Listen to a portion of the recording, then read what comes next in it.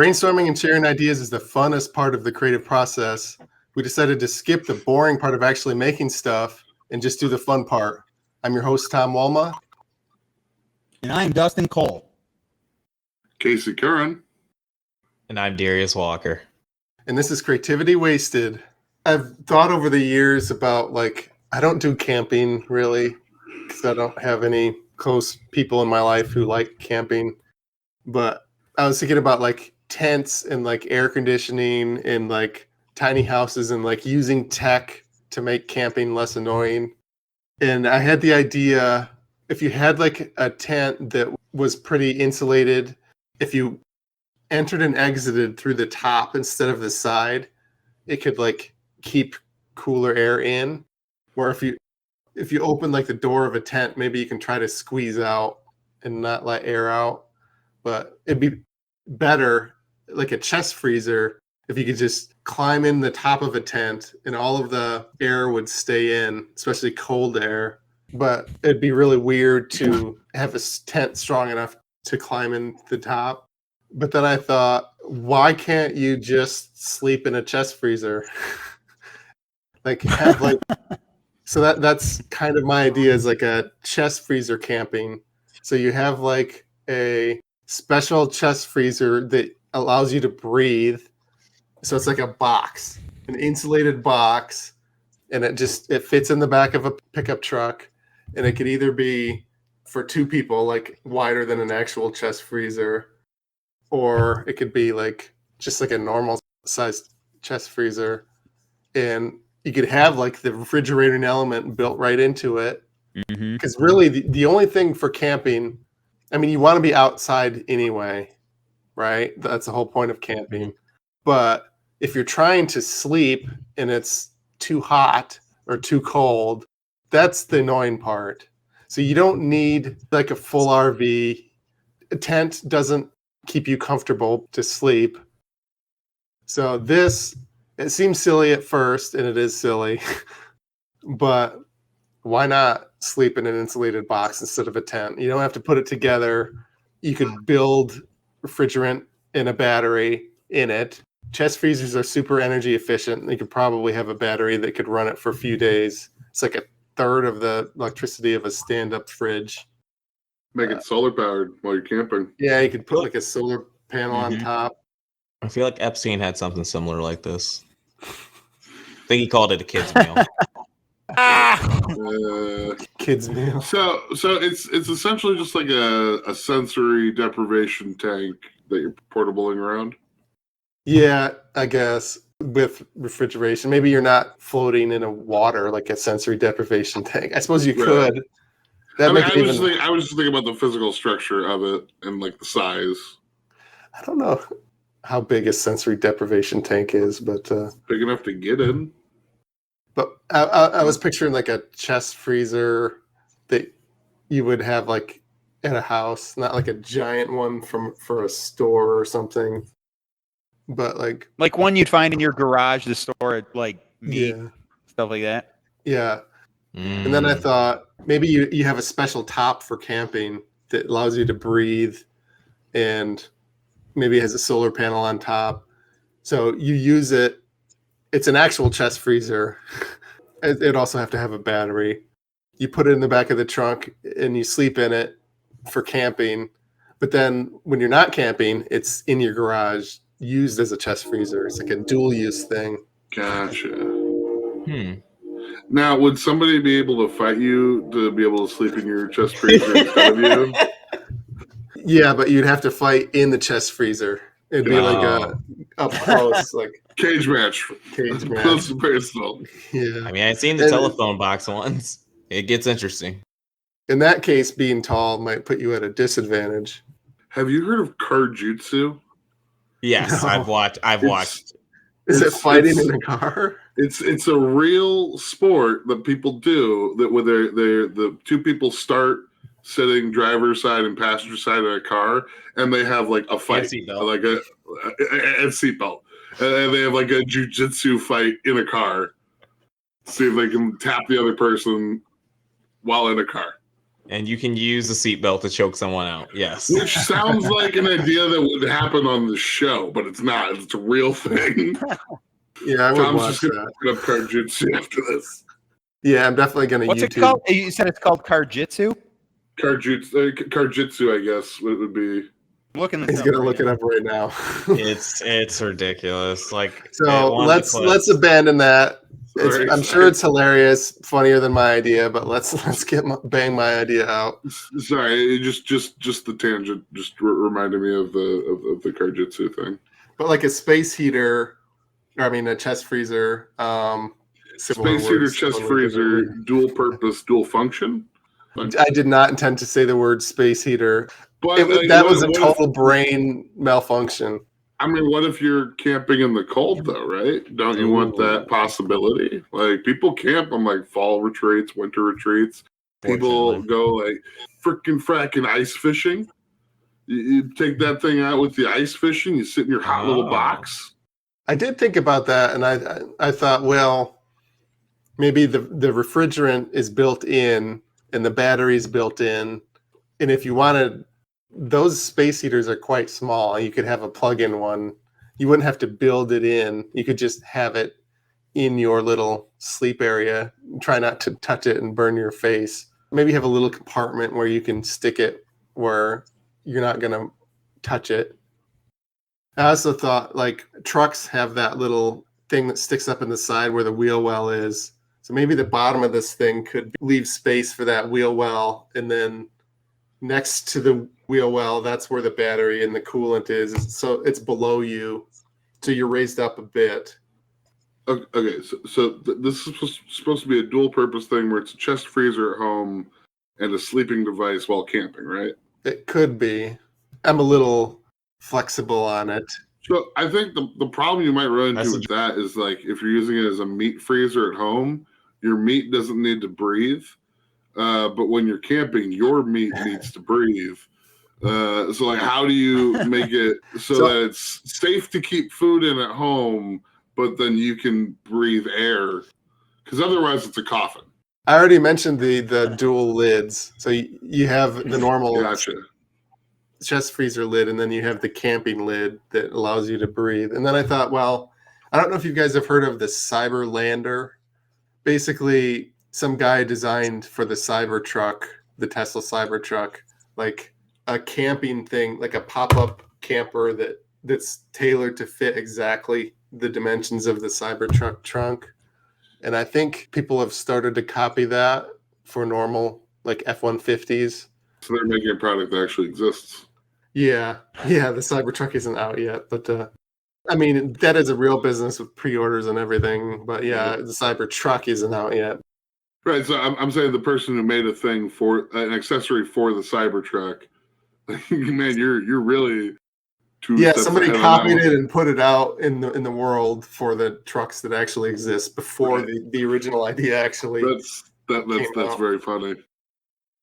But the problem with that is, okay, every truck has its own dimensions, so there's tons of different models that they have to come up with. Where if you had like a chest freezer type thing, you could have like the Cyberlander that pops up so you can sit up in it. You wouldn't have to make it fit every different type of truck. So there's that.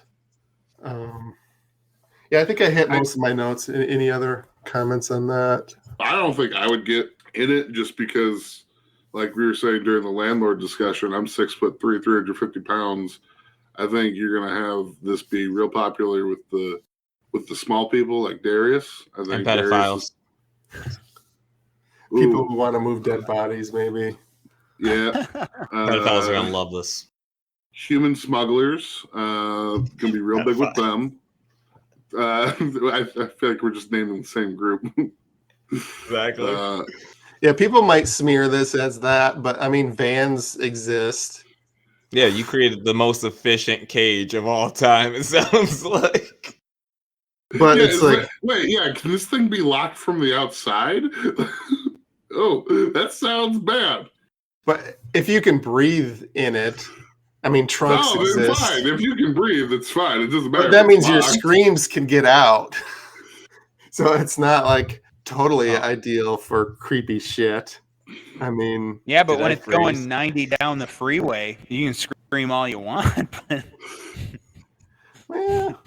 And there's also normal chest freezers that people could put in their trunk. That's true. Yeah, That's true. Yeah, well, you just put them in with a bunch of normal chest freezers, and then which one are they screaming from? You don't know. But okay, so my other thought was like a normal tent. It's not wind resistant, really. This one is. It's not really like rain flood resistant. This could be. This might even be strong enough to like protect you against like a bear attack. Like, can a bear break through like a chest freezer? I would love that to be the marketing on it. Like, this might protect you from a bear attack. no guarantees, but try it. Give it a whirl. See if it keeps more than safe. a tent.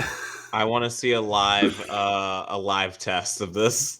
They put it on a screen, and it's like, here we have someone you treasured and loved so much. They're getting. Here's what I want you to do, Tom. Tom, take this onto Shark Tank. That's what I want to see. I want to see Mark Cuban just eviscerate it.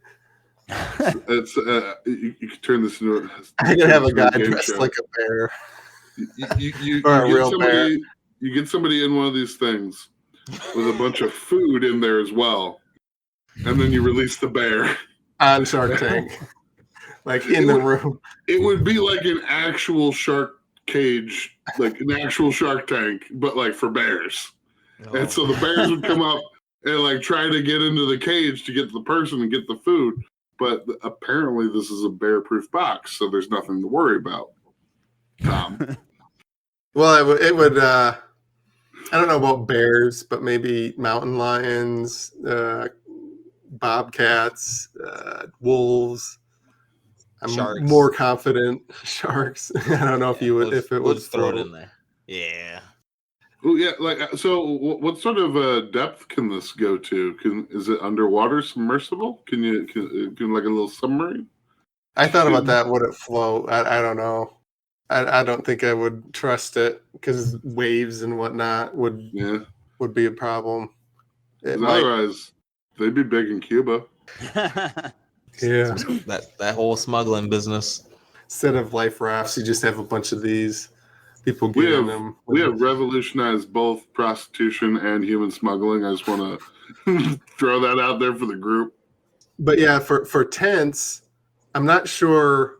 Like whenever I was camping, like as a kid, we went camping. We didn't like hike 2 miles and then plop our tent. We just drove to a campground, and the camping site was like within 20 feet of the car. So this, I mean, it's like a normal chest freezer is heavy, like 100 to 150 pounds. This would probably be closer to 150 because it has to be big enough for a person. Maybe you could make it a little less insulating than a normal chest freezer to get the weight down. You could take the lid off to get the weight down a bit. But again, you want it to be used as a chest freezer at other times too. So it would have to do both.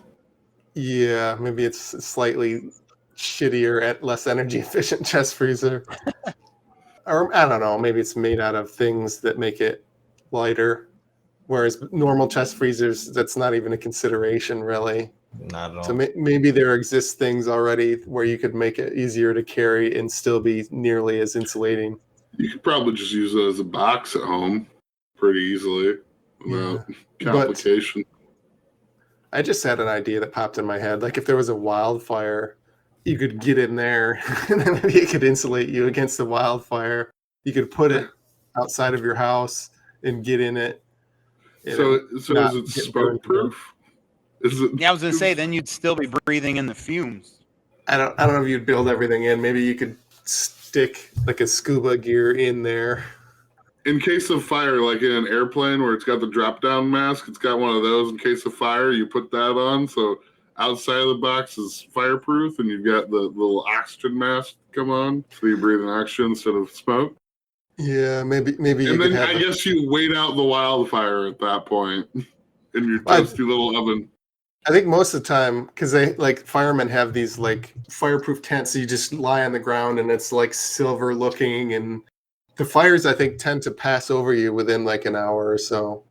Like they just sweep through real fast. So I don't think that would be a problem, to be honest. But yeah, I mean, the box would be super heavy. I thought you could have like poles where you could carry it like on your shoulders, 2 people. So it'd have like a built-in carrying mechanism. I thought maybe even the poles could stick into the back of your truck, like where the back window is. And so if you hold the poles up high, it slides into the truck, where if you lower the poles, it slides out of the truck. So maybe you could come up with some sort of gizmo to help you lift it in and out of the truck, just using some like pole mechanism. So it's not quite as crazy to expect people to pick up this 100-pound thing, or you just camp in the back of the truck. You just leave it there. You just drive to the campsite and you just sit on the picnic table and have your bonfire, and you don't even have to set anything up. When you need to go to sleep, you just get in it in the back of That's the probably what pickup I would truck. do. I just leave it right in there, especially if I was going to a regular campsite.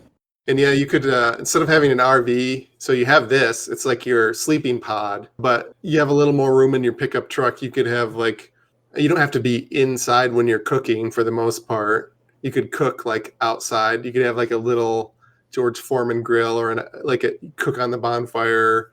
You could have like one of those toilets that mount to the pickup truck hitch, like the toilet seat, and you just shit through it onto the floor. Like, So you could have like other stuff, like you could do most of your shit outside instead of in an RV. Huh. The only thing you really need comfort for is the sleeping part. That's the whole point of camping.